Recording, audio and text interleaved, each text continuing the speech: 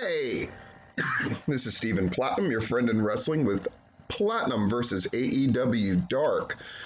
This is from November 2nd, 2021, and they did it again. Dark was the better show by far.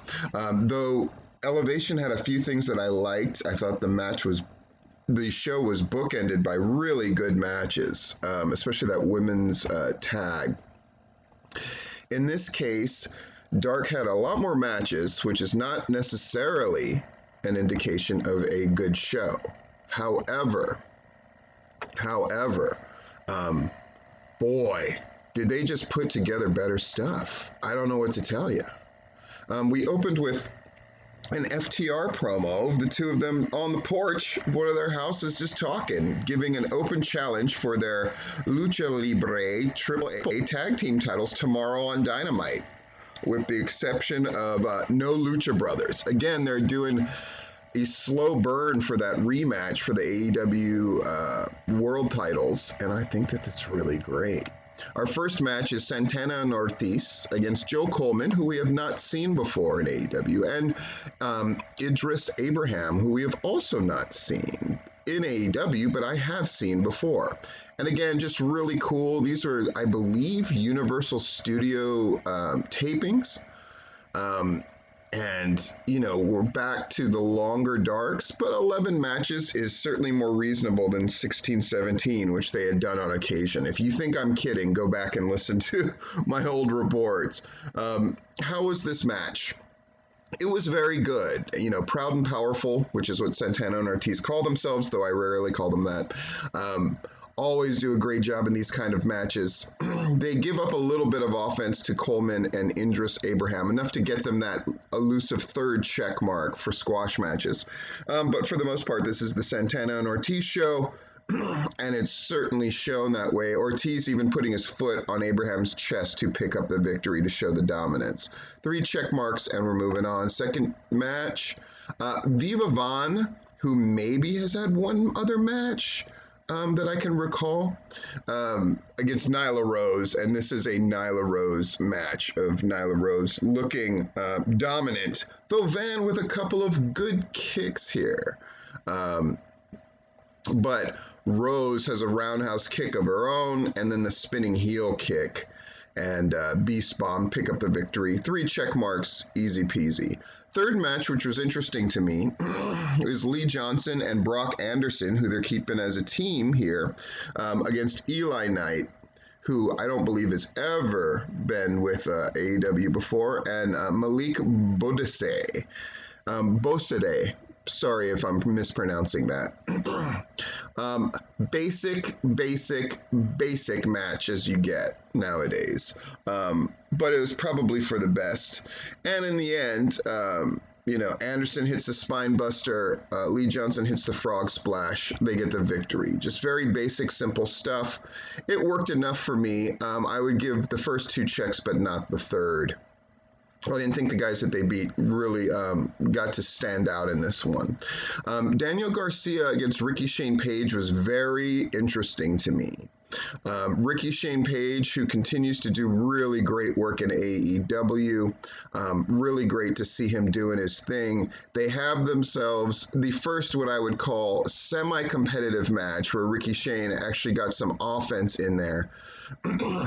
and they actually had a story to this match besides just going through my moveset, which is Daniel Garcia is going to work on the leg of the larger Rickey Shane Page. And as such, the match really stood out because it really gave a chance for Rickey Shane Page to show different things. His ability to sell, his ability to work through the story, his ability to really put Daniel Garcia over. At the end of the day, he gets caught in the rear naked choke and taps out. But this is after fighting out of different chokes. And it was fun to see Rickey Shane Page kind of do big man offense stuff where Garcia had to block the choke slam and the rest of it. Great stuff, 3 check marks, and so far Rickey Shane Page is our enhancement talent of the week. Let's see if that continues. 5th match, Dark Order in a tag, in this case Alex Reynolds and John Silver, against Marcus Cross. Great to see him. I believe this is his 6th AEW appearance, and Sean Carr, who we have not seen before. Sean Carr is kind of nondescript in this match. Marcus Cross really shines, and his athleticism and, of course, that hair really looks good here. They do manage to look good because in Dark, if you're going to wrestle Dark Order in any kind of tag, especially in any combination, you're going to have a lot of stuff to remember, and you're going to take a lot of crazy offense at the end, and that most certainly happens. The Dark Destroyer DDT spells the end, and it's a good match. 3 check marks. The Acclaimed against Ishmael Vaughn, who we've never seen before, and Dante Smiley, who we've only seen once.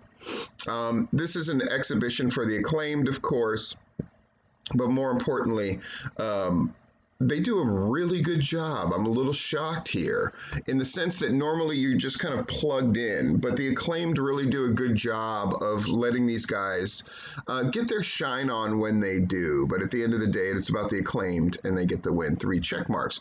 The Bunny, who's been getting better and better, back to kind of, I would say, old indie form in the ring against Santana Garrett, who always does a great job. And no exception here. So far, I think this is the best match of the show. Really good stuff, worth checking out. Santana Garrett, it's great to see her.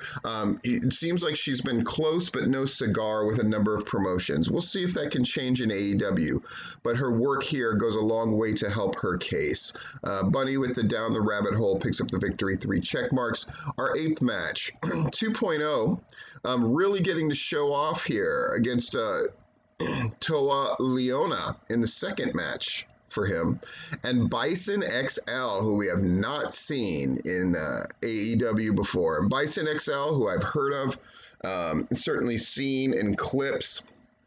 Wow, really makes an impressive visual, especially against the smaller 2.0. But 2.0, obviously they're going to win this one, but that's not really the point. How did they make the other guys look? They made them look great. That's why 2.0 was hired.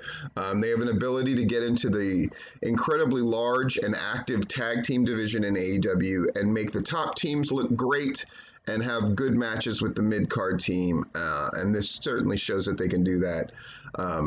3 check marks. And now the match I was actually looking forward to the most. Red Velvet against Shalonce Royal. Shalonce Royal making her second appearance. And boy, that rolling elbow that Shalonce Royal hit and Red Velvet sold to the T was my favorite move in any of the enhancement matches. Boy, that looked fantastic. And you can find clips of that online. Kudos to both of them. I take it back. Shalonce Royal is probably our performer of the week. Really good showing against Red Velvet, who continues to improve. Really great stuff. Velvet connects with that final slice move that she does so well, and then afterwards, Bunny drops Velvet with the brass knuckle punch and skips around the ring. So we're even getting angle development in Dark in a way that we didn't on Dark Elevation. So this show is looking like it is going to be better. Congratulations to Shalonce Royal, really helping Red Velvet shine here. Really looked good. Bobby Fish taking on Ryzen. Ryzen, who has had, drum roll please, this is his 36th appearance with AEW. Really took advantage of that COVID period, and Ryzen, I always think, just gives you everything he's got, and I really enjoy him. Against Bobby Fish here, who tends to wrestle a slow burn kind of match. They sped it up a little for Dark, for sure, but at the end of the day, Bobby Fish gets that win with the roundhouse kick. And finally is in the plus in the win column. 4 wins to 3 losses for Bobby Fish. And 3 check marks. An 11th match, very interesting. Fuego del Sol, who is doing his 51st appearance for AEW and is officially signed, against Tony Nese. What? So yeah, it's official. Dark is better than Dark Elevation this week. When you get the big Tony Nese debut. The match goes back and forth. I would call it competitive, so we grade it on a different scale. Did both people look good? Absolutely, that's a check mark. Did Tony Nese look good in the victory? Not shocking that he won, but it's like, wow. he hits the buckle bomb and then the running knee to pick up the victory. Yes. And is something indicated for the future? Yes, I think Tony Nese is signed and here to stay. That much is very clear. And our 12th match, Pac against Tiger Ruas, who is actually undefeated. He's 2-0. Pac, who's had a ton of matches, and you got to think that we're gonna call this competitive though, because they've been giving Tiger Ruas a push of a sort. Pac wins with the brutalizer, but this match is really main event worthy for a dark. It's a really great match. Pac showing why he's so tremendous and such an asset for AEW. One of those guys that I think.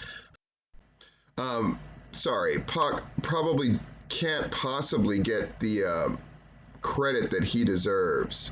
Yeah, sorry about that. But man, really pulls a great match out of Tiger Ruas here. It's really impressive. So 3 check marks. Both sides look good. Pac wins definitively, but Tiger Ruas showed that he can hang. Though I gotta say, it is very deceptive because Pac is just that damn good. But a really good dark, maybe my favorite to date. Congratulations.